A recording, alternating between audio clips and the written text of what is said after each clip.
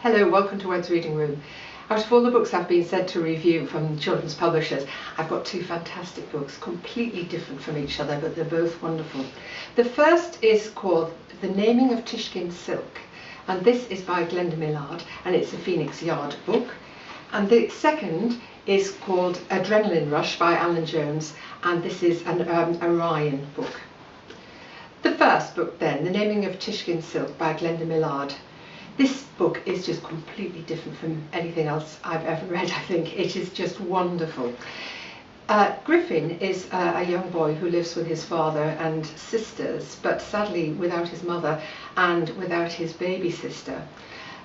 He goes to school and he finds the other children are rather cruel and rather unkind because he's, as I say, very different he's a rather unusual child.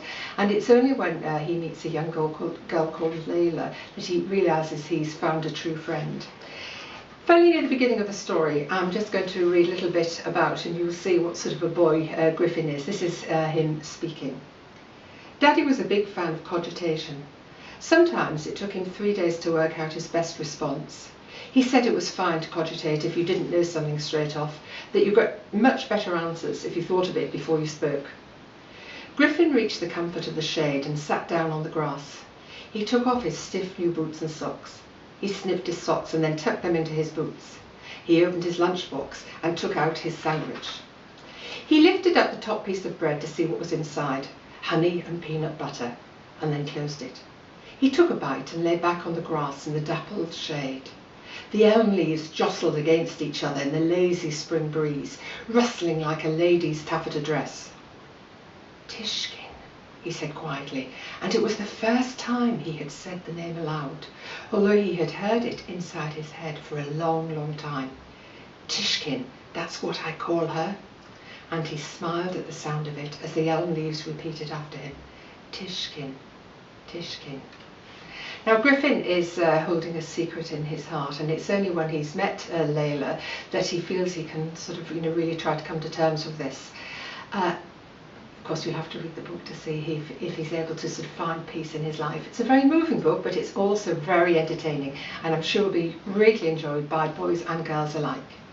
The second book, huge contrast, fantastic also. This is called Adrenaline Rush by Alan Jones, and this is one of the codename Quicksilver books, the latest in that series, of course. Now in this story, Zach Archer is a spy. He's working for a Hollywood movie at the moment, acting as a stunt double, but this actually is a bit of a cover, of course. Now I'm going to read, not quite the beginning, but very near the beginning, just a little bit about Zach. Zach was just the stand-in, the stunt person, because Zach could do the running for real. And that was what this action movie was all about, reality. He slowed a little, letting the bus gain a lead on him. The director wanted effort and drama, and Zach was prepared to give it to him. After all, it wasn't every day he got asked to appear in a Hollywood blockbuster. The voice of Grayson Clark, the director, sang out in his earpiece, "That's great, Zach, now go for it." On it. Zach moved up a gear, chasing the bus for real now, seeing the kids' faces staring out of the back window as he drew closer. Then he caught up and ran alongside the bus, spotting the cameras following the action out of the corner of his eye. The door opposite the driver's seat was open. He gave a final burst of speed. This was the tricky bit. It's very exciting, this story. Zach, as I say, is a spy, and this is his cover, but he's in danger of his cover being blown. Will he be able to fulfill his mission?